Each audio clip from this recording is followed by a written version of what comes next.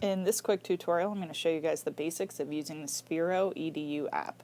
You'll just open up the app, and then at the bottom, choose Programs, press the plus to create a new program, give your program a name,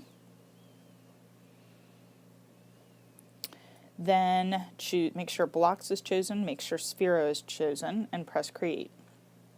This will open up a blank slate here, and we're just going to touch on the movement area down at the bottom. And I'm going to go ahead and drop in a couple lines of code, like for example, we want it heading just straight.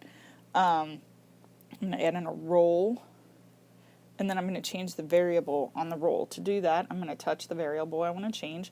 I want this to head 43 degrees. So I'm going to touch where the 0 is and type in 43, press the check. I want it to go at a power of about 60, so I'm going to press where the 0 is and type in 60, check. And then I want that to be on for 1 second, check.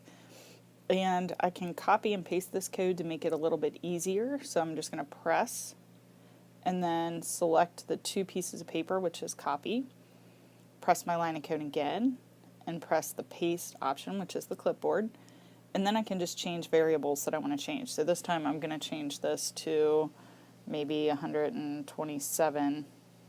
You have to backspace over, press check, and then that's how you add blocks of code, copy, and paste.